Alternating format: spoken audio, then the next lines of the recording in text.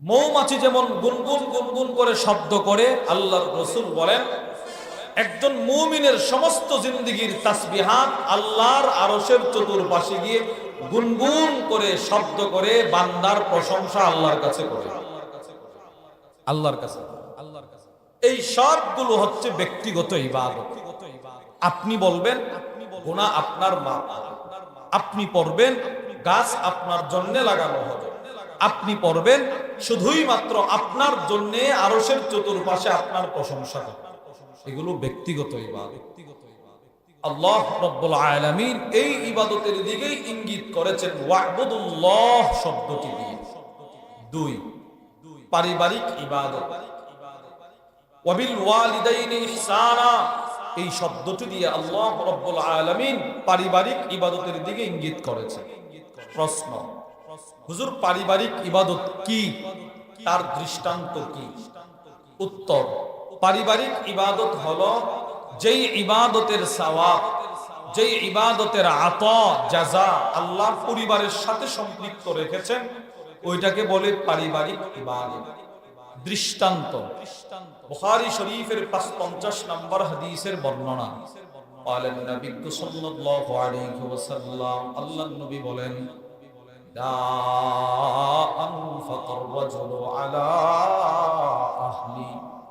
মানুষ একজন মুমিন তার পরিবারের জন্য যত টাকা খরচ করে, আল্লাহর রাসূল বলেন ফাহুয়া লাহু সাদাকা, সবগুলো টাকা ওই মুমিনের আমল নামায় সাদাকার সওয়াব। সকলে পড়ি আল্লাহুম্মা সাল্লি আলা মুহাম্মাদিন ওয়া আলা আলি মুহাম্মাদ কামা সাল্লাইতা আলা ইব্রাহিম ওয়া আলা আলি ইব্রাহিম ইন্নাকা হামিদুম মাজিদ। আল্লাহুম্মা বারিক আলা মুহাম্মাদিন ওয়া আলা আলি মুহাম্মাদ কামা বারাকতা আলা ইব্রাহিম ওয়া আলা আলি ইব্রাহিম ইন্নাকা হামিদুম মাজিদ। আলহামদুলিল্লাহ। ভাদুঘর আহলে সুন্নাত ওয়াল জামাত যুব সংগঠনের উদ্যোগে আয়োজিত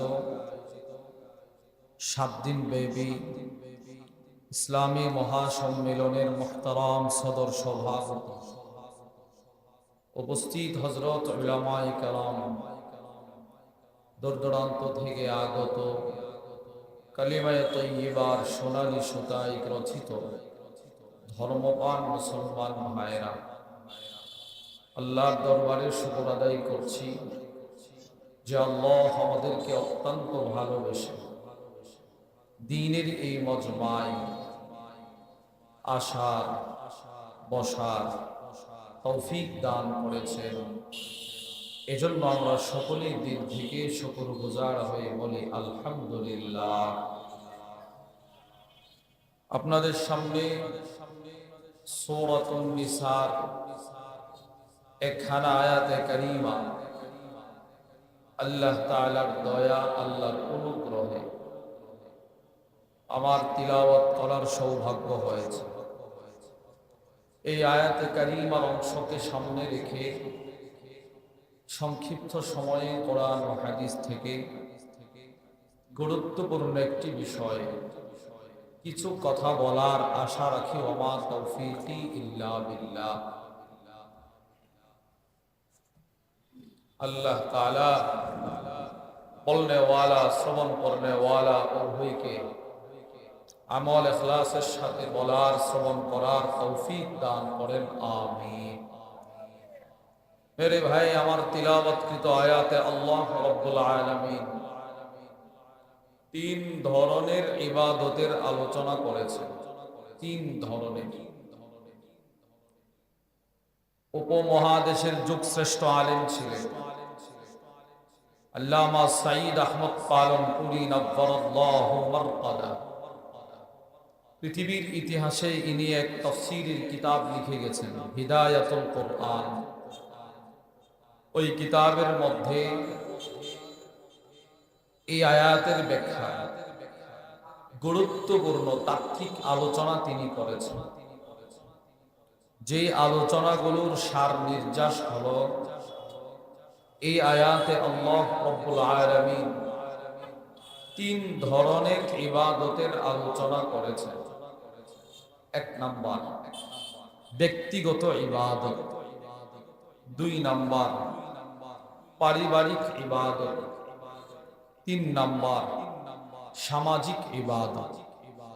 এই হলো মোট তিন ধরনের ইবাদত। হুজুর, ব্যক্তিগত ইবাদত কি, তার দৃষ্টান্ত কি? উত্তর, ব্যক্তিগত ইবাদত হলো যেই ইবাদত যিনি করবেন, সওয়াব যদি শুধুই মাত্র তাকে একা দেওয়া হয়, ওইটাকে বলে ব্যক্তিগত ইবাদত। দৃষ্টান্ত, তিরমিজি শরীফের হাদিসের বর্ণনা, وعن جابر بن عبد الله رضي الله تعالى عنهما قال, হযরত জাবির ইবনে আব্দুল্লাহ রাদিয়াল্লাহু তাআলা আনহুমা থেকে বর্ণিত, قال النبي صلى الله عليه وسلم, আল্লাহর নবী বলেন, মান قال سبحان الله وبحمده, আল্লাহর নবী বলেন, আমার কোন উম্মত যদি একবার বলে, একবার সুবহানাল্লাহ, বলেন বলেন বলেন, সবাই বলেন, সবাই সুবহানাল্লাহ ওয়া বিহামদি, এই যে একটা শব্দ বলছে, আল্লাহর রাসূল বলেন, এই শব্দটা বলার সাথে সাথে গরিসাত লাহু নাখলাতুন ফিল জান্নাহ, যিনি বলবেন তার জন্য আল্লাহ জান্নাতে একটা গাছ লাগায় দিবেন। যিনি বলবেন, লাহু, তার জন্য, এই যে একটা গাছ লাগাবে একবার সুবহানাল্লাহর বিনিময়ে, গাছটা কত বড় হবে জানেন?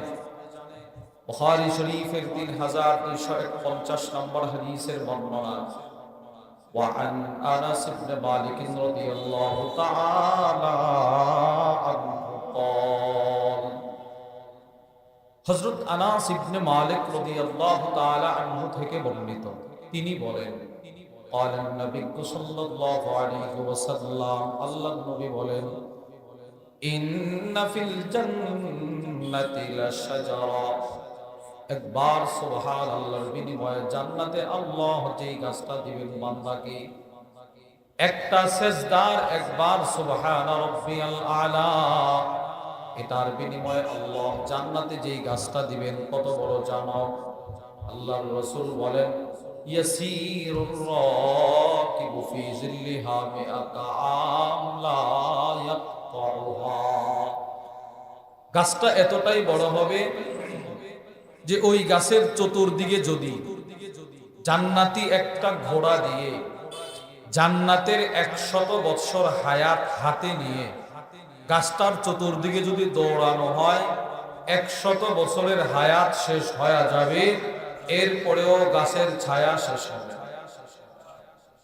চিন্তা করেন, এটা দুনিয়ার 100 বছর নয়, দুনিয়ার 100 বছর তো বহুত দূর, কি বা অনেক দূরের কথা। আখিরাতের 100 বছর, আর আখিরাতের একদিন সূরাতুল মাআরিজের মধ্যে আল্লাহ রাব্বুল আলামিন বলেন, আখিরাতের একদিন দুনিয়ার 50,000 বছরের সমান। তাহলে হিসাব কি দাঁড়াইলো? দুনিয়ার কোটি কোটি কোটি কোটি কোটি কোটি বছরের হায়াত হাতে নিয়ে ওই গাছের চতুর্দিকে যদি দৌড়ানো হয়, কোটি কোটি বছরের হায়াত শেষ হয়ে যাবে, গাছটা এতটাই বিশাল হবে যে তার ছায়া শেষ হবে। এবার বলেন, গাছটা যদি এত বড় হয়, ওই গাছে যে ফলগুলো আল্লাহ দিবেন জান্নাতীদেরকে, ফলগুলো কত বড় হবে? বুখারী শরীফের হাদিসের বর্ণনা, আল্লাহর রাসূল বলেন ওই গাছের সবচাইতে ছোট ফলটা হবে পৃথিবীর সবচাইতে বড় পাহাড়টার মতো, পাহাড়ের চাইতেও বড়। বুখারীর মধ্যে হাদিস আছে। وعن أبي هريرة رضي الله تعالى عنه قال আবু হুরায়রা রাদিয়াল্লাহু তাআলা আনহু থেকে বর্ণিত, তিনি বলেন أن رسول الله صلى الله عليه وسلم كان يوما يحدث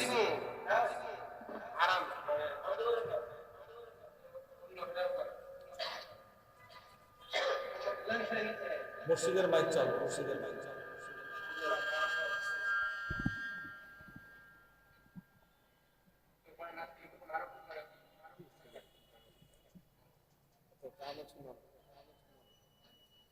একদিন জানতো জিজ্ঞাসা করে পাগল হয়েছে কেন রুমে গেল কেন?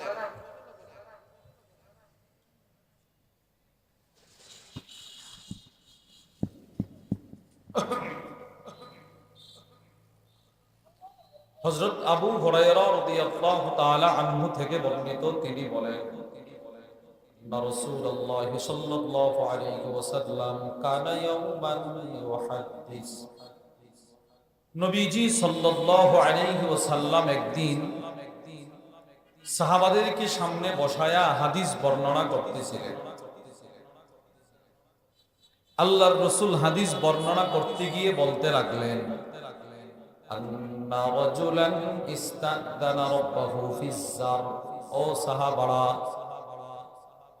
আল্লাহ তাআলার জান্নাতের এক জান্নাতি বান্দা আল্লাহ তাআলার কাছে জান্নাতের ভিতরেও কৃষিকাজ করার অনুমতি চাইবে। এক জান্নাতি জান্নাতের ভেতরেও কৃষিকাজ করা, কৃষিকাজ করার অনুমতি আল্লাহর কাছে চাইবে। আল্লাহ তাআলা ওই বান্দাকে বলবে আলাস্তা ফীমা শিতা, বান্দা তোকে এত এত নিয়ামত দিলাম, এরপরেও তোর মন ভরে না, জান্নাতে এসে কৃষিকাজ করতে চাও? এত নিয়ামত দেওয়ার পরেও জান্নাতে কৃষিকাজ করতে চাও? ওই বান্দা বলবে আল্লাহ দেন না, আমার একটু অনুমতি দেন না, আমি একটু করতে চাই। আল্লাহ ওই বান্দারে জান্নাতে কৃষিকাজ করার অনুমতি দিবেন। বান্দা জান্নাতি কৃষিকাজ করার অনুমতি পেয়ে জান্নাতের জমির একটা বীজ লাগাবে, বীজ লাগাবে।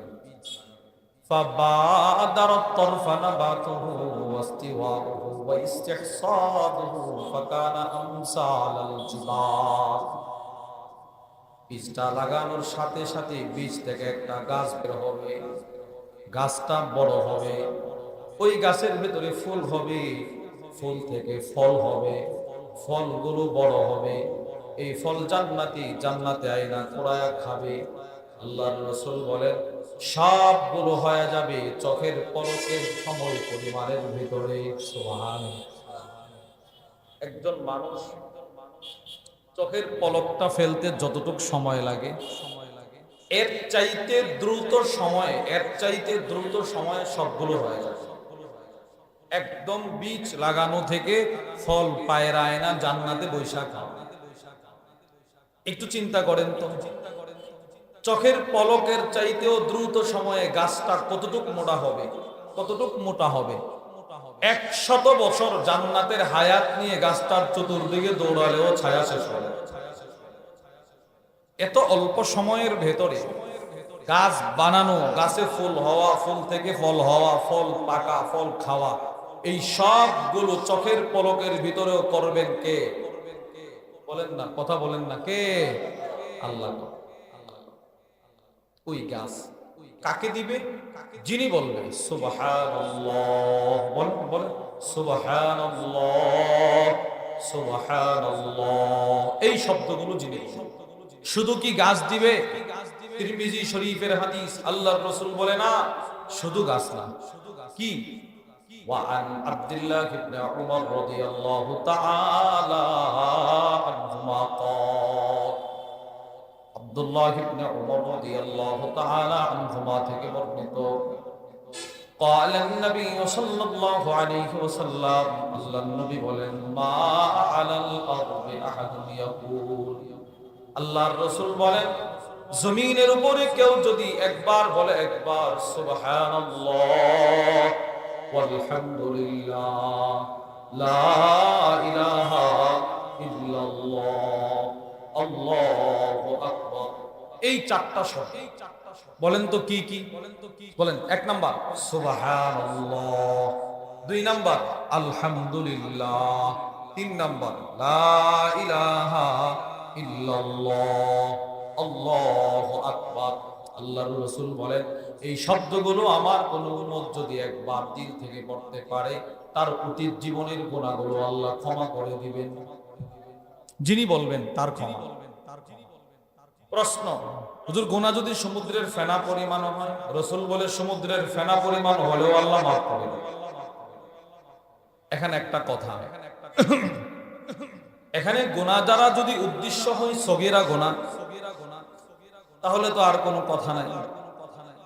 আমাদের হযরত ওয়ালা হাকিমুন নফস আল্লামা মুফতি মুশতাকুন নবী কাসিমি হাফিজাহুল্লাহ, হুজুরের একজন উস্তাদ আছে এখনো যিনি জীবিত, নোয়াখালী লক্ষ্মীপুর তুমচক, বাংলাদেশের বিখ্যাত এক আলিয়া মাদ্রাসা, যেটার সব সেক্টর কওমি মাদ্রাসার মতো চলাফেরা। ওই মাদ্রাসার পরিচালক আল্লামা হারুন আল মাদানী হাফিজাহুল্লাহ হুজুর বলেন, বান্দা যদি একবার সুবহানাল্লাহ বলার বরকতে তার সগীরা গুনাহ যদি আল্লাহ ক্ষমা করে দেয় সমুদ্রের ফেনা পরিমাণ, আবার যখন সে বলবে সুবহানাল্লাহ রব আরো ক্ষমা করবে, আবার যখন বলবে আরো ক্ষমা, এক পর্যায়ে যখন তার সব সগীরা গুনাহ ক্ষমা হয়ে যাবে, তখন যদি সে আরেকবার সুবহানাল্লাহ বলে, আল্লাহ তার কবিরা গুনাহ ক্ষমা করতে শুরু করবে। গুরুত্বপূর্ণ বিষয় এই শব্দগুলো বলা। গুনাহ যে ক্ষমা হবে এর ধরনটা কেমন, নবীজি এটারও দৃষ্টান্ত দিয়েছেন। তিরমিজি শরীফের হাদিসের বর্ণনা, ওয়া আন আনাস ইবনে মালিক রাদিয়াল্লাহু তাআলা আনহু قال, আনাস ইবনে মালিক থেকে বর্ণিত, আন্না রাসূলুল্লাহ সাল্লাল্লাহু আলাইহি ওয়াসাল্লাম মাররা বিশাজারাতিন ইয়াবিসাতিল ওয়ারাক, আল্লাহর রাসূল একটা শুকনো পাতা বিশিষ্ট গাছের পাশ দিয়ে হেঁটে যায়, পাতাগুলো একদম শুকনা, গাছটা অনেক ছোট। ফাদরাবাহা বিআসা, নবীজির হাতে একটা লাঠি ছিল, লাঠি। আল্লাহর রাসূল লাঠিটা দিয়ে গাছে একটা আঘাত করলেন, ফাতানাসারাল ওয়ারাক, গাছের পাতাগুলো ঝরে পড়ে গেল, নিচে পড়ে গেছে, সব পাতা পড়ে গেছে। এবার আল্লাহর রাসূল বলে, আনাস শোনো, আমার কোন উম্মত যদি দিল থেকে একবার বলে, একবার সুবহানাল্লাহ আলহামদুলিল্লাহ লা ইলাহা ইল্লাল্লাহ আল্লাহু আকবার, এই শব্দগুলো যদি আমার কোন উম্মত একবার বলতে পারে, গাছের পাতাগুলো যেমন ভাবে ঝরে গেল, তার জিন্দেগীর গুনাহগুলো এমন ভাবে আল্লাহ ঝরায়া দিবেন। সুবহান। এই শব্দ, এই শব্দ শুধু কি গুনাহ ঝরবে না, আপনারা এই একদম মাহফিল শুরু থেকে আজ পর্যন্ত যতবার সুবহানাল্লাহ বলেছেন, আজকেও এখানে বসে যতবার আলহামদুলিল্লাহ বলেছেন, আপনাদের সুবহানাল্লাহ আলহামদুলিল্লাহ গুলো এখন কোথায় আছে জানেন? আল্লাহর রাসূল বলে, তোমাদের সুবহানাল্লাহ গুলো এই মুহূর্তে আরশের চতুর্পাশে ডানা ঝাপটায়া উঠতেছে, উঠতেছে। ইবনে মাজার হাদিস। وعن النعمان بن بشير رضي الله تعالى عنهما قال, হযরত নু'মান ইবনে বাশির রাদিয়াল্লাহু তাআলা আনহুমা থেকে বর্ণিত, তিনি বলেন, قال النبي صلى الله عليه وسلم, আল্লাহর নবী বলেন, ইন্নামা তাযকুরুনা মিন জালালিল্লাহি আত-তাসবিহ ওয়াত তাহলিল ওয়াত তাকবীর, তোমাদের মধ্যে কেউ যখন আল্লাহর বরত্বের শব্দ দিয়ে আল্লাহর জিকির করে, সুবহানাল্লাহ বলে বলে যদি আল্লাহর জিকির করে, আলহামদুলিল্লাহ বলে বলে যদি আল্লাহর প্রশংসা করে, আল্লাহু আকবার বলে বলে যদি আল্লাহর বরত্ব প্রকাশ করে, তো তার এই শব্দগুলো ইয়ানআতিফনা হাওলাল আরশ, আরশের চতুর্পাশে এইভাবে ডানা ঝাপটায়া উঠতে থাকে। শুধু কি ওড়ে? নবী বলেন না, লাহুন্না দাবিকুন, কাদাবিকিন নাহ, মধু পোকা, মৌমাছি। মৌমাছি যেমন গুনগুন গুনগুন করে শব্দ করে, আল্লাহর রাসূল বলেন একজন মুমিনের সমস্ত জিন্দেগীর তাসবিহাত আল্লাহর আরশের চতুর্পাশে গিয়ে গুনগুন করে শব্দ করে বান্দার প্রশংসা আল্লাহর কাছে করে, আল্লাহর কাছে। এই সবগুলো হচ্ছে ব্যক্তিগত ইবাদত। আপনি বলবেন গুনাহ আপনার মাপ, আপনি পড়বেন গাছ আপনার জন্য লাগানো হবে, আপনি পড়বেন শুধুই মাত্র আপনার জন্য আরশের চতুর্পাশে আপনার প্রশংসা হবে। এগুলো ব্যক্তিগত ইবাদত। আল্লাহ রাব্বুল আলামিন এই ইবাদতের দিকেই ইঙ্গিত করেছেন ওয়া'বুদুল্লাহ শব্দটি দিয়ে। 2 পারিবারিক ইবাদত, ওয়াবিল ওয়ালিদাইনি ইহসানা, এই শব্দটি দিয়ে আল্লাহ রাব্বুল আলামিন পারিবারিক ইবাদতের দিকে ইঙ্গিত করেছেন। প্রশ্ন, হুজুর পারিবারিক ইবাদত কি, তার দৃষ্টান্ত কি? উত্তর, পারিবারিক ইবাদত হলো যেই ইবাদতের সওয়াব, যেই ইবাদতের আতা জাযা আল্লাহ পরিবারের সাথে সম্পৃক্ত রেখেছেন, ওইটাকে বলে পারিবারিক ইবাদত। দৃষ্টান্ত, বুখারী শরীফের ৫৫ নম্বর হাদিসের বর্ণনা। বলেন নবী সাল্লাল্লাহু আলাইহি ওয়াসাল্লাম, আল্লাহর নবী বলেন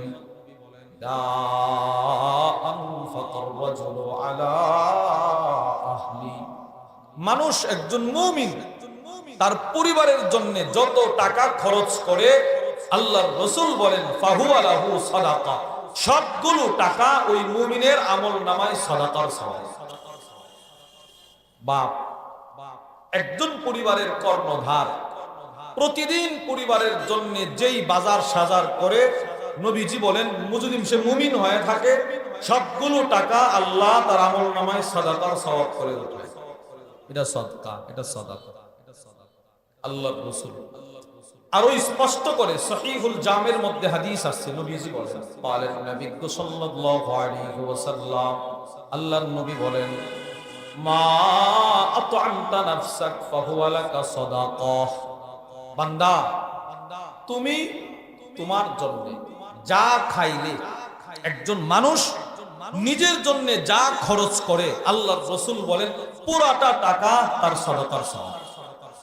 একজন মুমিন ওমা আত'আমতা ওয়ালাদাক ফাহুয়া লাকা সাদাকাহ, বাপ সন্তানের জন্য যত টাকা খরচ করে, রাসূল বলে সব সাদাকার সওয়াব। সন্তানটা মাদ্রাসায় পড়ে, বেতন সাদাকার সওয়াব। সন্তান মাদ্রাসায় পড়ে, পাঞ্জাবি বানায় দে, পাঞ্জাবির কাপড় কিনে দে, রাসূল বলে সাদাকার সওয়াব। মেয়েটা মাদ্রাসায় পড়ে, বেতন সাদাকার সওয়াব, বুরকা বানায় দে, সাদাকার সওয়াব। সুবহানাল্লাহ বলেন, সব সাদাকার সওয়াব, সব। এমন কি আল্লাহর রাসূল বলেন ওয়ামা আত'আমতা খাদিমাক ফাহুয়া লাকা সাদাকা, দোকান, একজনের বড় দোকান আছে, দোকানের কর্মচারী আছে, কর্মচারী, ওই কর্মচারীকেও আপনি যেই বেতনটা নির্ধারণ করে দিলেন, নবীজি বলেন ওই বেতনটাও সাদাকার সওয়াব। আমি তো তারা এমনিতেই বেতন দেওয়াই লাগবে, আমার দিতেই হবে। নবীজি বলে তুমি তো মুমিন, তুমি যে তারা টাকাটা দিবা এটা আল্লাহর কাছে দাম আছে, এটা সাদাকার সওয়াব লিখতেছে আল্লাহ। এগুলো হলো পারিবারিক ইবাদত। 3 সামাজিক ইবাদত। আল্লাহ রাব্বুল আলামিন এই আয়াতের ভিতরে ওয়া'বুদুল্লাহ ওয়া লা তুশরিকু বিহি শাইআ, এই এতটুক শব্দ দিয়ে ব্যক্তিগত ইবাদতের দিকে ইঙ্গিত করেছে। ওয়াবিল ওয়ালিদাইনি ইহসানা, এতটুক শব্দ দিয়ে পারিবারিক ইবাদতের দিকে ইঙ্গিত করেছেন। বাকি পুরা 2 লাইনকে 2.5 লাইন দিয়ে আল্লাহ মানুষকে সামাজিক ইবাদতের গুরুত্ব বুঝাইছেন। সুবহানাল্লাহ বলেন। একটা ইবাদত বুঝাইছে এতটুক দিয়ে, আরেকটা ইবাদত এতটুক দিয়ে, আর আরেকটা ইবাদত বুঝাইছে আল্লাহ পুরা 2 লাইন দিয়ে। আল্লাহ গুরুত্ব বুঝাইছেন সামাজিক ইবাদত, মানুষের সাথে ভালো আচরণ, লেনা দেনা ঠিক রাখা, আত্মীয়তার বন্ধন ঠিক রাখা, প্রতিবেশীর হক আদায় করা, প্রতিবেশী অসুস্থ হইলে দেখতে যাওয়া, এগুলো হলো সামাজিক ইবাদত। আল্লাহ এটার খুব গুরুত্ব বুঝাইছেন এই আয়াতে।